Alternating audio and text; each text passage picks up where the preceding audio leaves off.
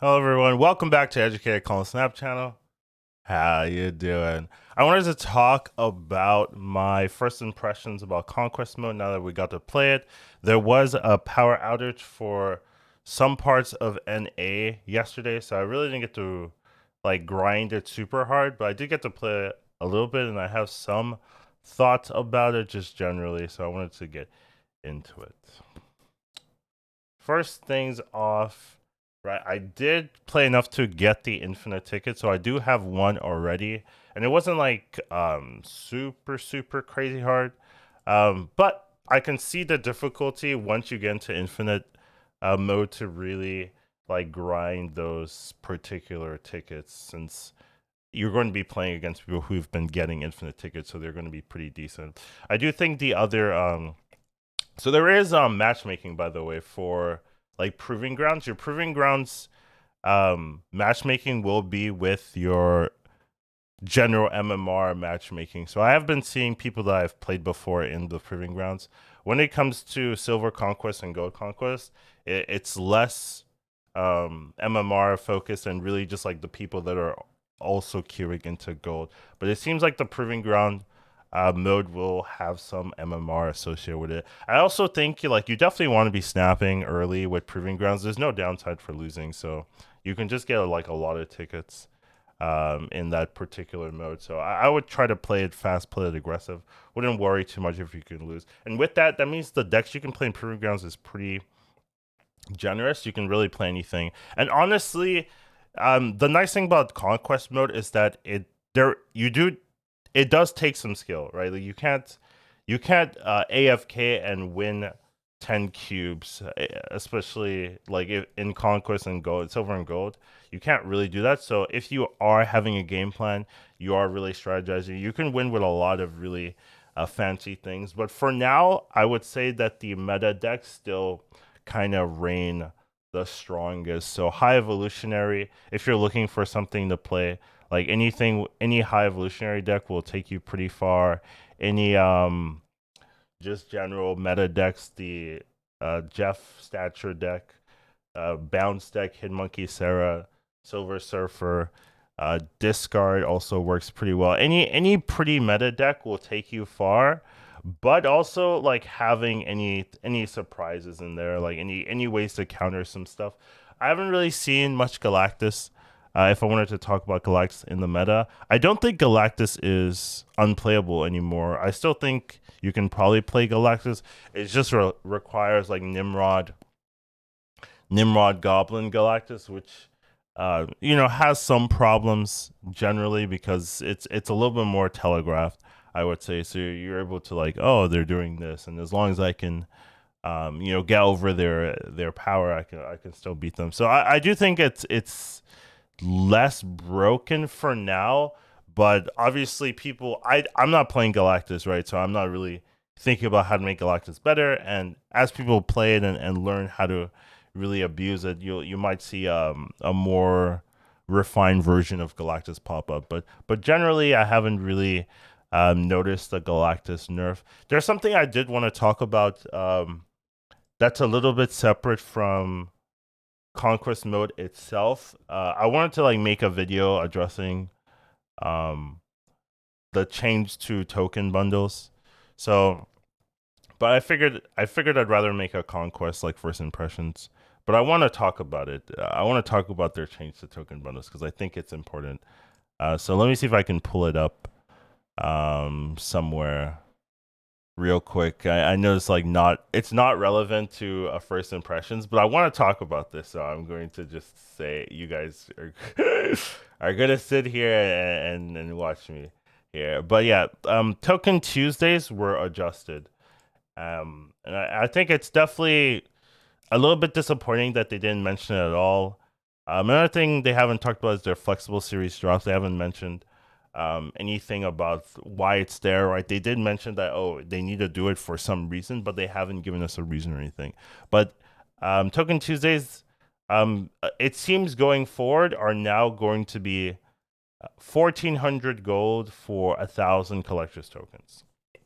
Now, if you bought the old Token Tuesdays, there was a 850 bundle, a 650 bundle, right? If you bought both of them, that's 1500 gold, and you would get 1400 collector's tokens.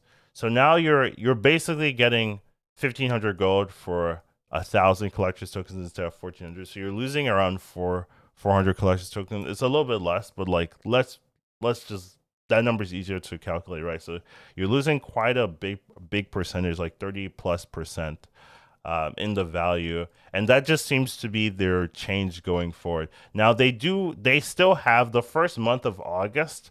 They still have the old Token Tuesday. So I don't know if I can find the first month of August, but the first month of August they still have that regular high value Token Tuesdays. But most of the Token Tuesdays going forward are going to be 1400 gold for 1,000 tokens. I really think that's a little bit sad because it they did put themselves in a weird position where a lot of their bundles did not look good when you compare it to Token Tuesdays.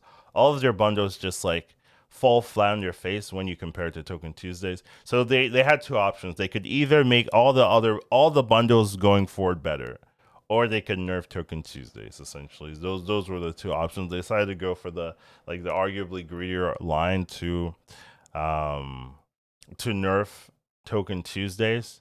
But it was weird because any bundle guide I released, it was basically, oh, all of these are bad when you compare it to Token Tuesday. You should just get Token Tuesdays, and Token Tuesdays will use all of your gold, so there's no reason to buy anything. Essentially, that was like the argument day in day out for like the past 2 months. Essentially, like there was no reason to get any other bundle because they were just not as good. So they decided, let's nerf Token Tuesdays, and maybe that'll make some other things look more attractive. Now it does do that. It just unfortunately, like, that's their, I guess that's their solution. But it does make some bundles. So when it comes to good bundles, by the way, there's only one that really stands out. Once again, I was gonna make a video about this, but I'm like just squeezing it all into this one video. I guess I'm gonna have to change the title of this video, then like making it more than just first impression.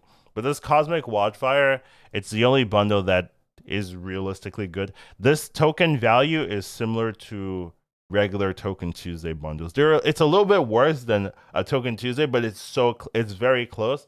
Plus, you are getting a variant, and you are getting like some credits to add back in, right, to get some of the credits back. So this bundle is pretty good. The problem with it is 7,500. So you need to have and it starts in about a month, right? So you need to already have 4,000 to 5,000 gold saved up right now to be able to get this in the window that it's available. So if you have 4,000 to 5,000 gold right now, then you can get this bundle. If you don't, then I wouldn't.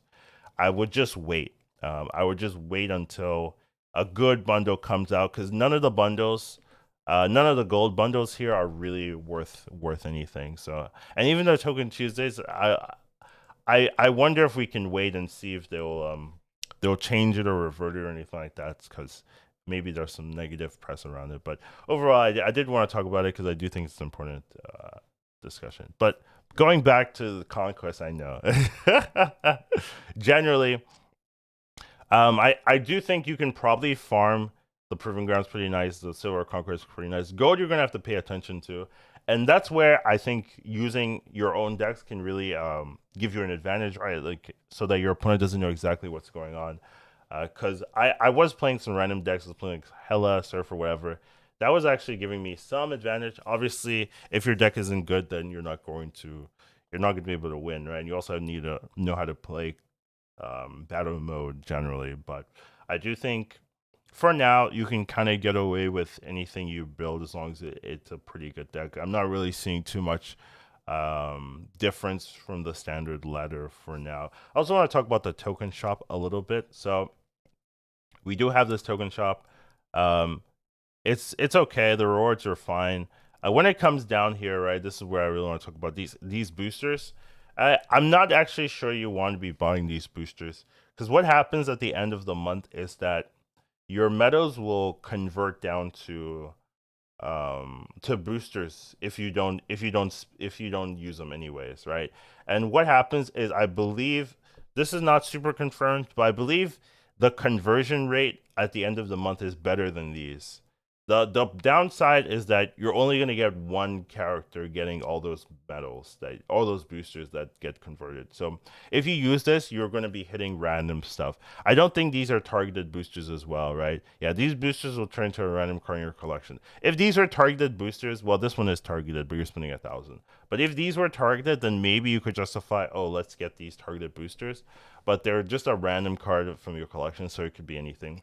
Whereas I think if you just don't use your medals, you're gonna get more boosters out of it than randomly spending 500 for 105 boosters or something like that. So I actually recommend that you don't use these. I think these are not better than just waiting till the end of the month and then having them hit a random, like getting 1,000 boosters for a random card, versus like using this and getting 200, 300 boosters instead. So that's something about the metal shop I think is a little bit weird. Maybe they want to address it. Maybe they make these a little bit better. But right now, like, if you want the most boosters, you probably don't want to use these.